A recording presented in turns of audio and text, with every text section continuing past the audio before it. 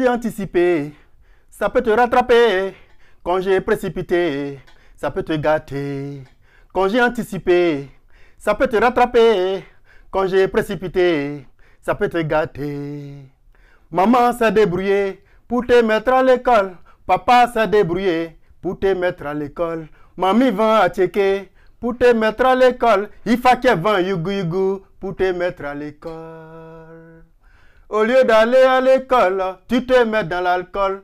C'est toi qui es pressé pour prendre tes congés. Je te dis quitte dans ça. Tu es au CP1, quitte dans ça. Tu es au CM2, quitte dans ça. Tu es en 6e, quitte dans ça. À tous nos camarades élèves qui s'adonnent au phénomène des congés anticipés, quittez dans ça. C'est l'appel lancé par notre invité du jour. Il s'appelle Bossé Bossé à travers sa chanson Congé anticipé, quitte dans ça. Mesdames et messieurs, bienvenue à vous dans ce premier numéro de l'émission L'invité de l'Intelligente TV pour cette année 2022. Bonne et heureuse année 2022 à toutes et à tous. Et merci pour la confiance que vous faites à l'Intelligente TV, la web TV que vous avez décidé d'épouser et d'en faire votre ami fidèle au quotidien.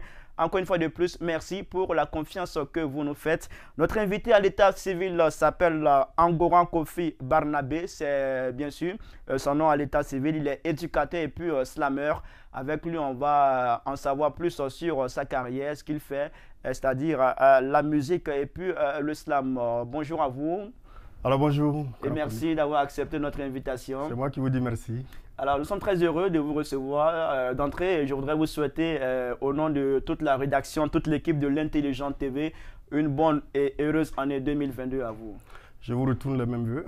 Merci et puis beaucoup de succès. Merci, merci. Comme vous appelez Koné et que je suis un slammer, ça rime bien avec l'année. Koné, ça veut dire que tu es bien positionné. Cette année, c'est ton année. Eh bien, ça ne peut pas nous étonner parce que tu as toujours été bien discipliné. Tu as toujours été un animateur bien attentionné, toujours bien intentionné. Je voudrais te dire que cette année, effectivement, c'est ton année et que ton heure a sonné et qu'on peut t'ovationner. Amen, amen, amen. Vraiment, merci pour ce beau texte, ce slam. Vous l'avez tout compris. On parlera aussi du slam dans cette émission avec notre invité. Alors, Bossé Bossé, parlez-nous de l'histoire de ce nom. Bossé Bossé, ce nom vient d'où? Ok, merci beaucoup. Avant d'être éducateur, j'ai été instituteur. C'est après l'INS que je suis sorti éducateur. Lorsque j'étais instituteur, dans la cour de l'école, on entendait les enfants coller, coller, coller, coller la petite. Si c'est ta soeur, il faut la coller.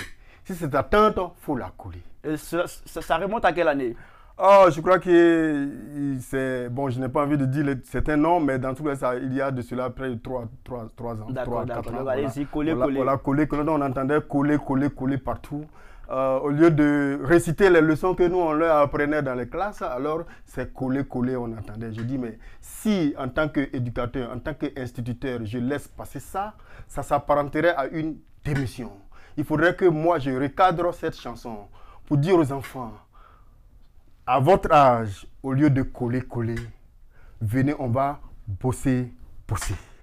Parce que comme le disait le philosophe, science sans conscience n'est que ruine de l'âme. L'éducation, sinon la scolarité sans moralité n'est que ruine de la société. Il ne faudrait pas que nous laissions prospérer ces genres de chansons qui déforment nos enfants. Alors, moi je leur ai demandé simplement à travers une chanson « Bosser, bosser ». Venez, on va bosser, bosser, au lieu de coller, coller.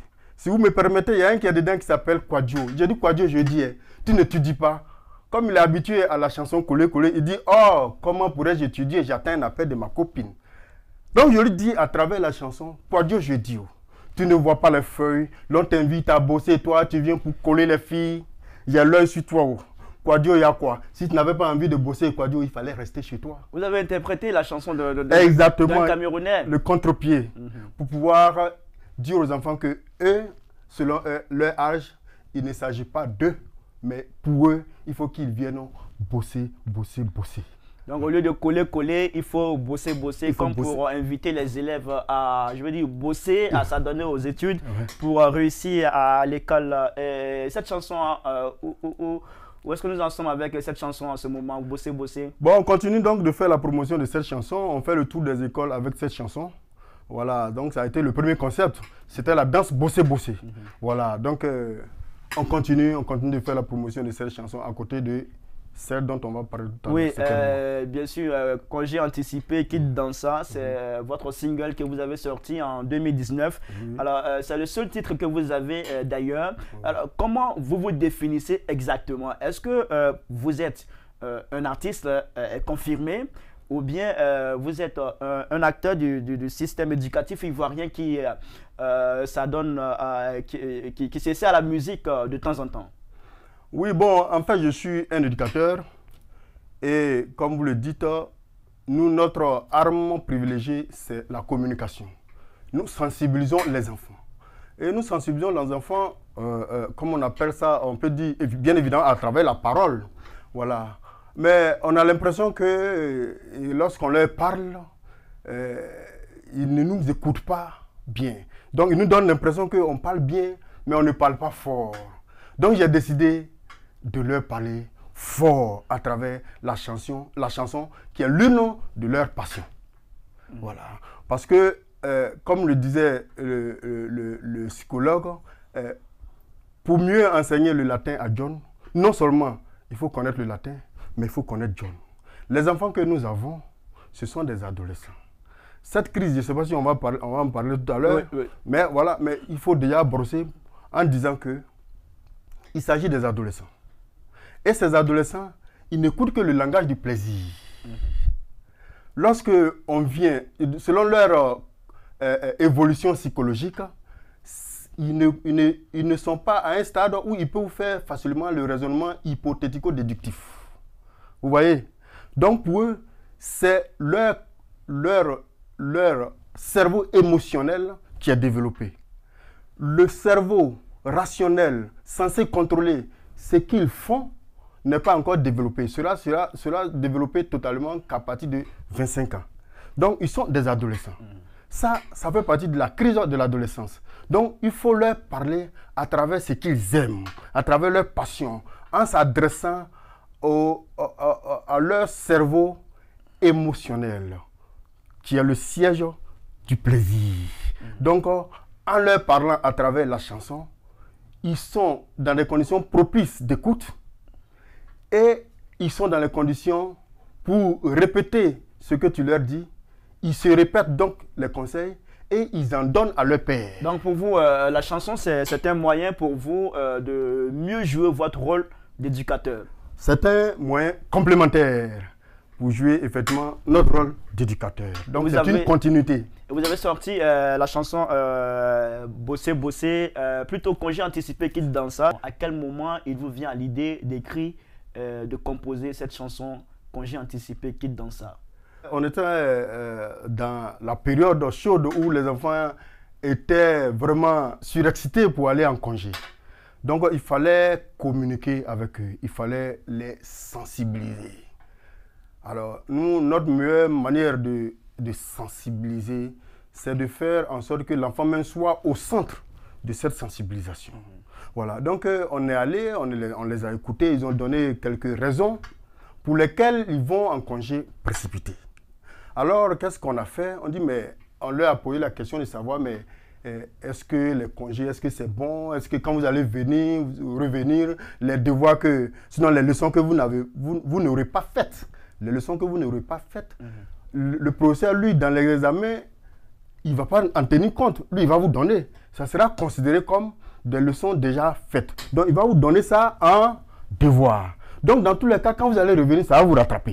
D'où le refrain Congé anticipé, ça va te rattraper. Quand tu vas revenir, tu vas venir trouver ça. Ça va te rattraper. Une fois que ça t'a rattrapé, tu auras certainement zéro. Donc, ça va te gâter. Comme pour dire qu'il y a des risques à s'adonner au congé anticipé. Les risques sont énormes. Parlez-nous-en. Oui, mais c'est la faiblesse du niveau des enfants aujourd'hui. Ils ratent par exemple une semaine, deux fois même 2 semaines. Mais ces 2 semaines de cours que vous n'avez pas observé, ces 2 semaines certainement vont vous rattraper. Et lorsque vous allez revenir, Mais bien évidemment, ça va jouer sur votre niveau. Ça, il n'y a rien à dire dessus. Voilà, c'est très clair. Voilà, donc ça joue sur la qualité de l'enseignement. Alors, on voudrait savoir avec vous, de votre position d'éducateur, comment vous, à votre niveau, vous pouvez nous expliquer ce phénomène de congés anticipés? Qu'est-ce qui peut justifier ou sinon expliquer la naissance de ce phénomène qui, au fil des années, prend de l'ampleur? Oui, mais c'est pourquoi qu'en tant qu'éducateur et artiste, j'interviens.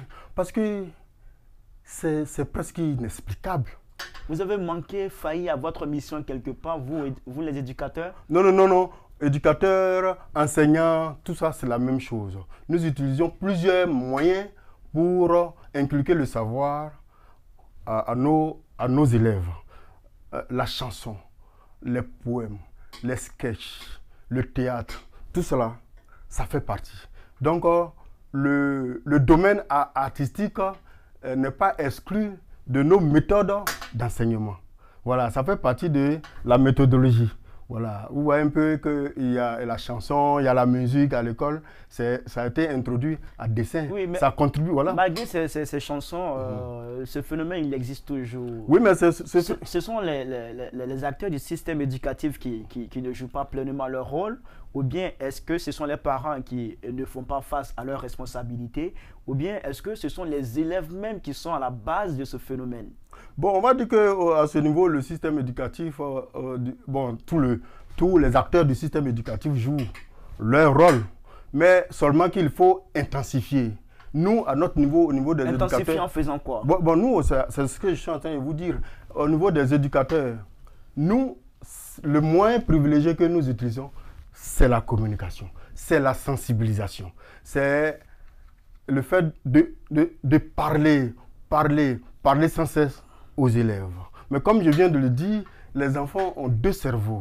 Ils ont un cerveau émotionnel, ils ont un cerveau rationnel. C'est pourquoi moi, à mon humble niveau, j'ai décidé de taper sur ce cerveau rationnel, le cerveau émotionnel, pour leur dire, les enfants vraiment, ayons pitié des parents. Les parents qui se dépouillent pour nous mettre à l'école, qui souffrent, qui nous mettent à l'école. Quand on va dans les villages, on va dans nos quartiers, on voit leurs conditions de vie difficiles. Il faudrait que nous ayons pitié de ces parents et que nous travaillions pour que demain, on puisse devenir quelqu'un pour les faire sortir de là où ils sont. Alors, Bossé, quand je vous écoute parler, je me dis que pour vous, les enseignants, les éducateurs, ils ne sont pas responsables de cela. C'est qui alors? Bon, en fait, moi, pour mieux gérer un problème, il faut d'abord connaître les causes. Mais il y a quelque chose qu'on appelle l'étiologie, c'est-à-dire la cause de la cause. Moi, je m'attaque à la cause de la cause. C'est-à-dire que tout ce que je vois, quelles que soient les causes qui poussent les enfants à le faire, moi, ce que je vois, c'est le manque de motivation intrinsèque. Il y a deux façons de motivation. Il y a la motivation extrinsèque, c'est-à-dire que l'enfant va à l'école parce qu'il veut avoir des notes. L'enfant va à l'école parce que peut-être demain, il se dit qu'il veut à l'école pour travailler demain. L'enfant va à l'école parce qu'il y a la pression des parents, il y a la pression des encadreurs, des enseignants, des éducateurs et autres. Ça, c'est la motivation extrinsèque. C'est-à-dire que l'enfant va parce qu'il attend une récompense. Mais là, vous indexez un manque de motivation intrinsèque. Voilà, donc c'est un manque de motivation intrinsèque. C'est-à-dire que l'enfant même il n'est pas motivé à l'école. C'est comme si il n'aime pas l'école. Tu vois, il n'aime pas l'école. Mais peut-être que c'est vous aussi que ne le motivez pas. Peut-être qu'il peut ne pas être motivé, mais arriver à l'école, il faut que vous fassiez des choses pour le motiver. Mais bien sûr, c'est pourquoi nous diversifions nos moyens de communication, dont la chanson.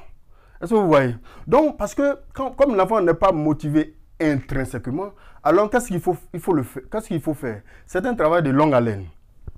Il faut associer l'idée d'école à la musique qui constitue l'une de leurs passions. Puisqu'ils aiment la musique, à force d'associer l'idée d'école à la musique, tout de suite, un jour, ils finiront par aimer l'école. Ça, c'est un conditionnement. C'est une application pédagogie de ce qu'on appelle l'expérience pavlovienne. Il y a déjà la musique dans les disciplines qui sont enseignées à l'école. Oui, oui. Moi, par exemple, quand j'étais au lycée, j'ai fait la musique. Oui. J'ai fait aussi la musique. Oui, bien sûr. Voilà. Voilà. Mais là, bon, là, donc, nous, ça, c'est déjà une très bonne chose. Mais nous, on veut compléter. Mais en parlant de l'école, on met une mélodie en bas. L'école, c'est bon. L'école, c'est bon. L'école, c'est bon. À force de répéter, un jour, l'enfant va finir par aimer l'école même sans la musique. Alors, on aura l'occasion de voir en image dans quelques instants le clip de votre chanson Congé anticipé Quitte Dansa. Mais bien avant de voir cela en image, je voulais signifier aussi que vous évoquez dans cette chanson des mots tels que l'alcool, la drogue, les tontines sexuelles, la tricherie. Est-ce que vous établissez un lien entre ces mots-là et le phénomène des congés anticipés? Mais bien sûr, parce que le phénomène des congés anticipés, quand vous voyez comment ça se passe, les enfants, d'abord, ils sont surexcités. S'ils sont surexcités, alors, qu'est-ce qu'on peut penser? C'est qu'ils sont sous l'effet d'un certain nombre de stupéfiants. Voilà, d'alcool, la drogue. Ils sont violents, en quelque sorte. Ils sont violents envers leurs camarades, ils sont violents envers les professeurs, les éducateurs. En tout cas, ils sont violents envers tout le monde. Qu'est-ce qui peut expliquer cela? Et puis, lorsqu'ils veulent aller vite en congé, qu'est-ce qu'ils vont faire? Quand tu les retrouves le lendemain matin, c'est dans les maquis. Voilà, c'est le show. Voilà, donc, je crois que tous ces phénomènes-là contribuent à l'éclosion, à l'amplification de ce phénomène. Voilà, justement. Le congé anticipé. Donc, il faut les traiter en même temps. Donc, l'alcool, quitte dans ça. La drogue, quitte dans ça. La grossesse en milieu scolaire, quitte dans ça. Les tontines sexuelles, quitte dans ça. La violence sur les encadreurs, quitte dans ça. Alors, on va voir en image si la réalisation nous le permet. Voilà, voici le clip que vous avez réalisé pour cette chanson Congé anticipé quitte dans ça. Dites-nous dans quelles conditions vous avez réalisé ce clip. Ici, là, j'étais au lycée moderne d'Akoupé. C'est là-bas que vous avez tourné ce clip? C'est là-bas que j'ai tourné ce clip. D'accord. Pourquoi le lycée moderne d'Akoupé? Le phénomène, il est beaucoup présent là-bas? Non, non, j'étais encore stagiaire. D'accord, d'accord. Voilà, après l'ENS, il y a eu un stage pratique. Voilà, et j'étais à l'école, au lycée moderne d'Akoupé. C'est là-bas que je faisais ce stage pratique. Et c'est là-bas que l'idée m'est venue de contribuer à cette sensibilisation à travers la chanson. Et je voudrais profiter de votre antenne pour dire merci au monsieur que vous avez vu au début, oui, au début du clip là. C'est monsieur l'inspecteur d'Akoupé, voilà, monsieur Fofana Hassan. Voilà, il m'a beaucoup aidé dans la réalisation de ce clip là, il m'a beaucoup soutenu. Donc au passage, je voudrais lui dire merci. Alors, on parle toujours des congés anticipés. Vous savez que pour les fêtes de fin d'année 2021, on n'a pas échappé à ce phénomène. Bien sûr. Il y a des localités qui ont été touchées, notamment Vavois, Dembokro, Bongouanou et puis Ara. Il y a une soixantaine d'élèves qui ont été interpellés, qui ont été conduits au centre de service civique de Brembresso. Ils ont été libérés le dimanche 2 janvier. Ils sont rentrés chez eux à la maison. Qu'est-ce que vous pensez de cette méthode du gouvernement? Est-ce que vous pensez que c'est la bonne méthode? Oui, ça contribue à l'éradication de ce phénomène hideux. On va dire qu'ils ont été... On va pas dire qu'ils ont été libérés, on va dire qu'ils ont été remis à leurs parents. Oui. Voilà, ils ont été remis à leurs parents. Et je crois que c'est un centre de formation. Je crois qu'ils ont appris beaucoup le civisme là-bas. Parce que quand tu vas en congé avant la date officielle, c'est un acte d'incivisme. Il y avait des militaires qui étaient des formateurs, qui amenaient les élèves à faire des exercices. Est-ce que ces exercices-là ne vont pas contribuer à forger davantage ces élèves-là, à les rendre encore plus costauds? Parce que pour faire ce phénomène-là, les congés anticipés, il faut être costaud, il faut avoir de l'énergie. Colonel Zataï de Ara, il faut avoir une certaine énergie pour aller déloger les élèves. Est-ce qu'en le faisant, on ne les rend pas encore plus costauds, plus énergiques et puis pour amplifier davantage ce phénomène? Bon, je n'ai pas fait attention à cet aspect physique-là, mais dans tous les cas, moi, je sais qu'ils ont été envoyés là-bas pour être recadrés.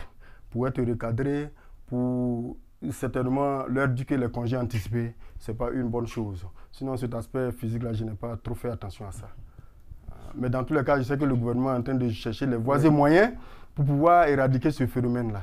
Voilà. On espère que ce phénomène sera éradiqué pour le bonheur des élèves en Côte d'Ivoire et puis pour la prospérité de l'école ivoirienne. On espère qu'à l'issue des états généraux qui ont été lancés, on trouvera des solutions idoines à ce phénomène. Alors, Bossé Bossé, nous sommes toujours avec vous dans cette émission. Depuis 2019, l'année à laquelle vous avez sorti ce single Bossé Bossé, non plutôt congé anticipé, quitte dans ça.